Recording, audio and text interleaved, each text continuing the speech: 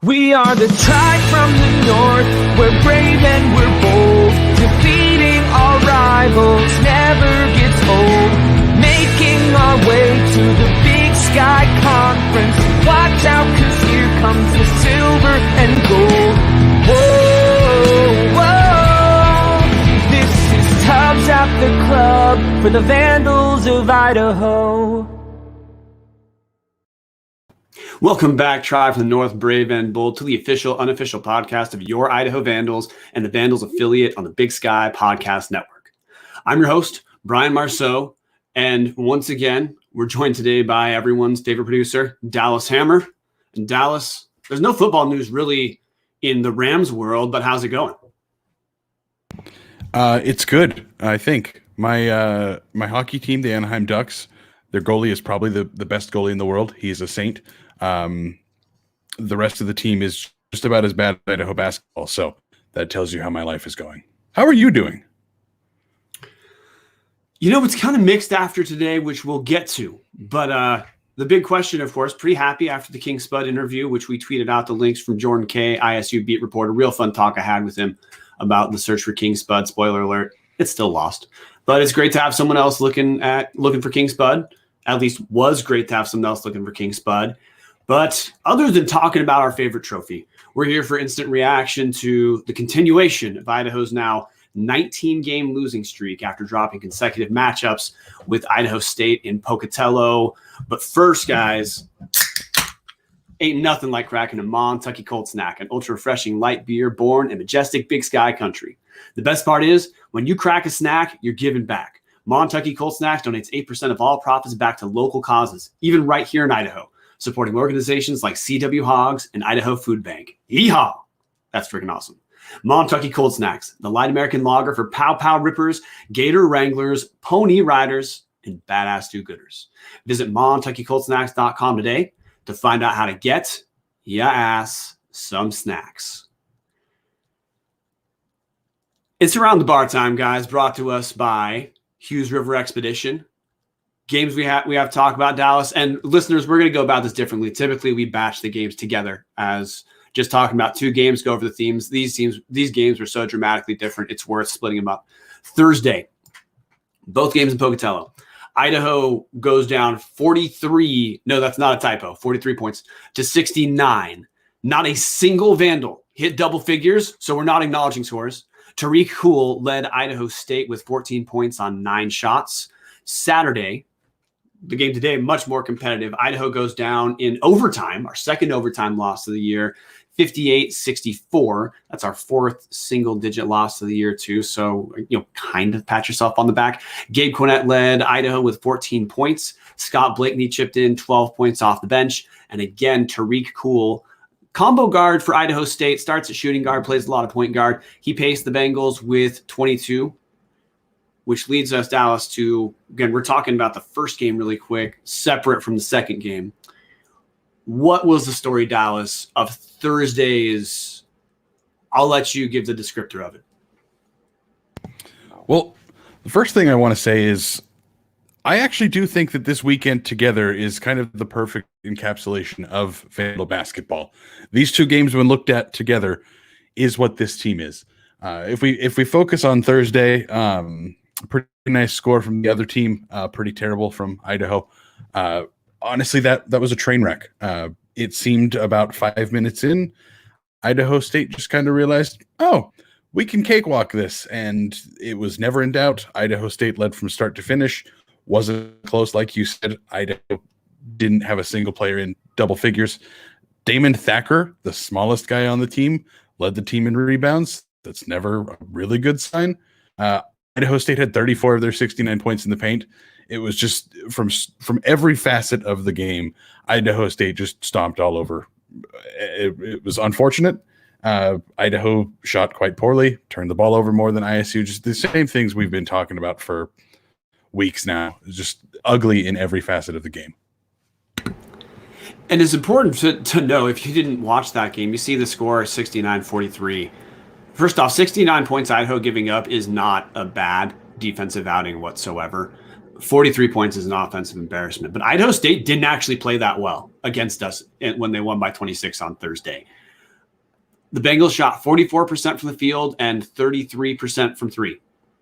Pretty pedestrian. Like, that's not awful, but those are not the type of numbers people look at. Like, if we isolate field goal percentage, you saw that. There's no reason to think, well, of course, Idaho State won by 26. The issue was Idaho couldn't. Obviously, we have 43 points. We couldn't score. Shot 33% from the field, 30 from three. There was. I'm not trying to skip over this because it's really easy to, but in summation, we were awful in every facet of the game. Offensively, it is hard to describe. It's hard for us to have looked any worse whatsoever. We had one guy on the court who looked like he could have made Idaho State's roster. That was Tanner Christensen on Thursday. We were out rebounded 31-45. Turnover margin wasn't that awful, 41-11. But I guess the thing that I'm going to bring up, I had a listener message me on All Vandals, and he said, "Hey guys, I think you're not talking about defense quite enough." And guy was completely correct. I mean, we do talk about offense a lot more. It tends to be a little bit easier to explain. But Idaho State was not taking Idaho seriously whatsoever on Thursday, and they didn't have too much trouble beating us by 26. Idaho State didn't have to hustle particularly hard. Idaho was getting abused in the post. Gabe Cornett specifically was targeted on ISO posts a ton. And realistically, we looked like an NAIA team. It looked like a tune-up game for Idaho State on Thursday, Dallas. I mean, I think that's kind of what it is, honestly. I know we talk sometimes about the advanced statistics and offensive, defensive ratings. Brian, do you want to guess what our offensive and defensive ratings were in that first game? Without looking it up, I'm going to guess offensive rating was about 76. 64. Jesus. Oh, wow. I also threw the number out 76 because 76 is an appallingly low number. Yep. And we hit 64. We actually had a 103 defensive rating. So not good, but also one of the best efforts of the season, interestingly enough. The defense is usually way worse than that, but that's just how appallingly bad that game was. I know that we talk about offense all the time, but a 64.2 rating is, I can't say the word because I don't know who's listening right now. Between you and me, there's a whole lot of F's that start with the words that I'm thinking, but that was really, really bad. Yeah, 64.2 is the type of offensive rating you'd expect in a Power 5 bye game. That's realistically, I mean, we're not trying to be too boring about that game. Idaho did every single thing you possibly could poorly. We lost by 26. It pumped our scoring margin up to -17. Really, Idaho State didn't have to try that hard. And it was, to me, the most embarrassing moment I've ever had as a Vandal watching sports. And that's a pretty extensive history. But we're going to shift because Saturday was different. And it's important to me for listeners to not overemphasize either game, because Saturday, overtime loss, went down by 6, kind of a fluke to even get to OT. It was a really fluky game that I don't think either team played that well. That's, I guess, part of the frustration I had after the first game is because Idaho State isn't that good, and they killed us on Thursday. Saturday was different. We kept it close through the entire game, and we actually led by 8 in the second half, and I thought we were going to pull it away, and I was wondering, how the heck do you record a show when your team wins? Idaho ended up losing it almost in the most Idaho way possible. We led by 3. We led by 1. Idaho State calls a timeout when they don't have any. So technical foul, we make 2 free throws. Idaho State gets the ball back underneath the basket out of bounds. They get a wide open 3 from a not that great 3 shooter. It goes in. We have the ball, 0.7 seconds left. Hunter Jack Madden turns the ball over on the inbounds, throwing a Matt Struck-esque pass to no one. Doesn't touch anyone, so no time goes off the clock. Idaho State gets it back out of bounds underneath their hoop. They had a realistic shot to win the game in regulation, didn't. Then in overtime, we ran out of gas, man. We almost had more air balls than points in overtime. But Dallas, what's the story of the second game? The story of the second game is, again, so if we go back to the story of the first game, just absolute train wreck in most aspects of the game.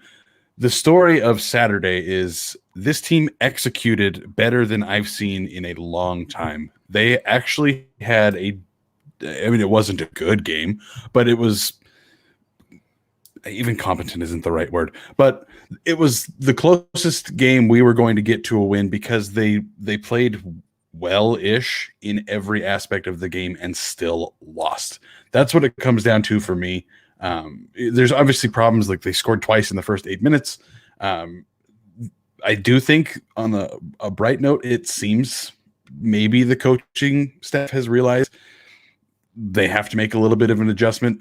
This entire second half, Hunter Madden would cross over Jack Madden would cross over the half court line and stand there dribbling for 15 to 20 seconds just to kill clock. They finally kind of realized that limiting possessions is the only way they have a chance to sneak a win out of somebody. But realistically, it's not going to happen. That's, at least to me, that's my story. I'm the casual guy. I'm not the super in-depth basketball fan that you are. What are your thoughts on it, Brian? The difficulty of talking about the team is, and I'm now talking about what thing do we emphasize, because we're the worst offensive team, worst defensive team in the league, and we have an irresolvable issue between our offensive and defensive execution, which is if we do what we did today on the offensive end, where we hold on to the ball for 20 seconds before we begin initiating the offense, it does take the ball out of the other team's hand. Positive news. That means the worst defense in the league is not playing defense. The issue that creates is the worst team in the league on offense, then they've got 10 seconds to execute. That's it. Can't have anything go wrong, which is part of why it took us overtime to even get past 54 points. 54. What we scored in that game in overtime, it was a very bad offensive outing still. It was probably the right strategy, but this is the back and forth we have. If we can play to the defensive orientation of we're going to slow things down, and if we have an extremely good defensive outing, we might hold teams to around 60-ish and be competitive. The downside is when we do that, we put more stress on our very bad offense, which goes back to making the issue with the defense of, look, if our offense can't score, we need an elite night out of our defense, but we don't have an elite defense. So we have to execute perfectly for us every minute of the game, which is hard for any team. So essentially we need an elite showing from our defense to have a chance, but that still doesn't even mean offensively we're going to be good enough to come away with the win. It's probably the right thing to do. It is absolutely an acknowledgement that the talent on our team is not good enough to play fluently against teams in the Big Sky. I know the coaching staff, I'm sure, thinks that's the right call, and for this roster, it probably is the right call. I'm sure. I mean, I talked to a media figure who said it's a good strategy, and I guess if your team truly lacks talent like we do, it is the only strategy. But it is an admission that your team cannot play a fluid basketball game and compete within the conference. So I guess that to me was the story of this game. And we need to go through a little bit of the stats just to kind of back this up, Dallas. In this game, Idaho won the turnover differential 15-16. One of the first times we've won that differential on the season. Shooting, we only shot 38% from the field, so not a great shooting night. That also echoes what I'm talking about of if you wait until 10 seconds are left in the offense, if you don't execute perfectly, you're going to get bad shots. But hey, I guess that's the cost that made sense. We still shot 50% from three this game. So we did shoot from distance well, still lost. Rebounding, we significantly improved the margin, but we're still out rebounded 28-34. But I guess the way I view this is we got an off night. We certainly got a bad night from Idaho State. I think they did not take us seriously on Thursday and killed us. And I think Idaho State further thought they didn't have to take us seriously. And that was the energy we saw from them. Idaho, to their credit, did respond with a significantly better defensive output the second game, or defensive effort the second game than the first game. We did adjust our offensive strategy. Damon Thacker didn't play, which is confusing to me. This is going to circle back to an issue we have with Idaho, which is essentially we're the only people who care about this team.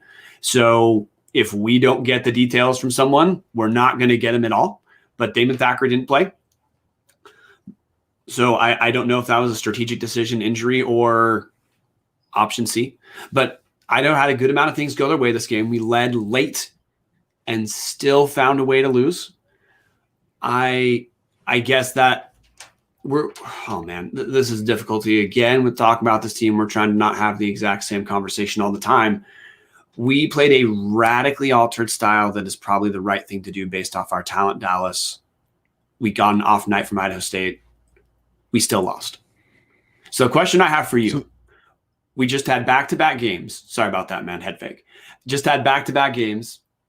One was a blowout. One was a narrow loss. I know like the PR version of this is like, hey, we obviously improved. Tell me, Dallas, which game to you is more us? The Thursday game or Saturday game? Thursday game without question. And I have some numbers I kind of wanted to bring up with that. That was the first game Idaho has led in the second half since January 9th. It has been over a month since the men's team led in the second half against an opponent. That was against Southern Utah, about 10 minutes left. They had a 2-point lead. They lost that game 83-67. Close games is not what this team does. Something you've got in our show outline is that was the fourth single-digit loss of the season. That is an outlier. Those single-digit losses are Idaho playing the best that they are possibly going to play, and maybe we have a chance that somebody's going to do something stupid like go out of bounds and call a timeout while he's going out of bounds to give us 2 free points because at least Gabe Quinnett can shoot. That's what it's going to take. This team is going to continue to get blown out by any team that's half respectable or not in their own rebuild like Idaho State is. But I have a question I want to pose to you, Brian. We've talked so much about the offense, and I did want to kind of highlight the defense. Defensive rating of 110. I'm looking at the individual players on the team, the 14 players that had stats coming into today. Defensive rating of 110. How many players do you think have a better rating than 110? Defensively on our team? Defensively on our team. 2. That unfortunately is incorrect. 1. Tanner Christensen has a rating of 109.5, and it is the best rating on our team. There are more players that are over 120. Now, to be fair, that's Isaac Berland had 2 minutes played, so not really super indicative of reality there, but that's not good at all. And I think that's the advanced stats are what tells the story. Defense is so bad, you have to have absolutely everything go right. And even when everything does go right, it's probably still not going to be a blowout. It's going to be a scratched out 60-58, maybe against Portland State. But realistically, they're probably going to get killed just like they did Thursday. The stat that I'd look towards, Dallas, is in our close games. Washington State early on, that was one of our rare close games where we didn't shoot that well. Washington State had a really rough offensive night. So, like, here's theme 1. We play a team that doesn't score that well, and they have a rough night. They stay close. Okay, let's look at the other close games. Northern Arizona, January 2nd, we lost 78-83. Idaho shot 51% from the field that game and lost. The two games late, actually our next game, that was January 7th, Southern Utah. We lose 85-80, shot 55% from the field, 50% from 3, still lost.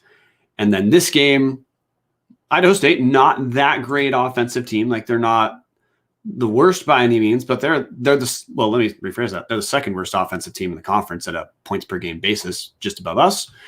They had an off game, and we shot 50% from 3. That, to me, kind of tells us what Idaho needs to stay close is we need a bad offense. We need to play a bad offensive team that has a rough night anyway, or we have to shoot lights out, and that's it. Other than that, there aren't any really themes that seem to matter. And I want to shift to, Dallas, before we close, we've talked a bunch, and when I say we, I mean about last year we had our January 25th moment. That was when we played a bunch of close games, then we got killed by Northern Colorado. Essentially, the season was done by then. We've been wondering when that moment was going to come, and you already touched on it. We've had it. Our January 25th moment this year came on January 2nd against Southern Utah when we lost 80-85. Since then, we have had exactly one single-digit loss, and our losses through the games after the first one against Southern Utah is we lost to Southern Utah by 16, lost to Northern Colorado by 20, lost to Northern Colorado by 14, lost to Weber State by 25, lost to Weber State by 19, lost to Eastern Washington by 14, lost to Eastern Washington by 26, lost to Idaho State by 26, and we finally had a close game today. But we talked, it's hard to know when that moment comes because you only see it in retrospect, but we're riding the collapse, man. That's I guess what my big takeaway is. I'm happy. I'm not trying to dismiss that we had a close game. I was happy we had a close game. It's great for our Vandals. But again, the preponderance of evidence, we had a close game. That's not a trend. That's a game against a team that is not. Look, Idaho State's solid. We'd be happy if we had their rebuild. But we should not be ecstatic about having a close game against a middle of the pack Big Sky team. And Dallas, that's who we are this year. Yeah, I couldn't say anything better than the way you just phrased it. There is nothing to be excited about here. The coaching staff, at least I'm trying to find small nuggets. Coaching staff made a very obvious adjustment this game to try to get a win by killing the clock, limiting possessions like crazy, executing again a 10-second offense just to keep the ball away from Idaho State. And they still lost.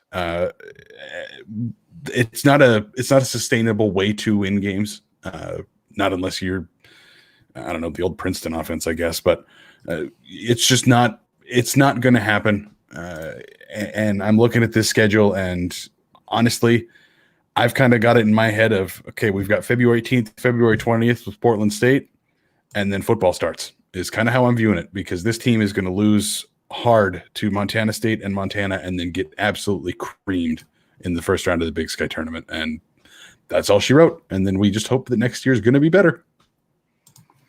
Emphasis on hope. And we're approaching closing the bar time. I just wanted to give a quick shout out to the sponsor of Around the Bar, Hughes River Expedition. Needing summer vacation plans that even COVID-19 can't ruin, there's an option right in your back door. Venture into the largest protected wilderness in the continental United States for the ultimate form of social distancing. Hughes River Expeditions has run first-class trips on rivers in the West since 1976. Enjoy a multi-day trip down the Middle Fork of the Salmon River Canyons, the Selway, or even special trips like one to see the Perseid meteor shower. Camp on pristine beaches, good word. Hike amazing trails, spot elusive wildlife, soak in beautiful natural hot springs. Take in the history along the river and let HRE handle everything else. Hughes River Expeditions is Vandal owned and ready to take you on a vacation of a lifetime. Taking booking right now to the 2023 season. Don't miss out and check out at hughesriver.com or give them a call at 800-262-1882. What are you waiting for? Find out what it's like to grab a paddle, catch dinner, and ride the bull all throughout the Gem State. Call them now at 800-262-1882. Thank you, Hughes River. And closing the bar, couple announcements, Dallas.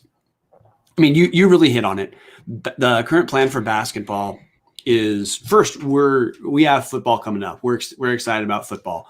We are going to, as a channel, shockingly prioritize a promising football season over the rest of this basketball season. We did think it was important to kind of document this season so that people were aware of where we're at.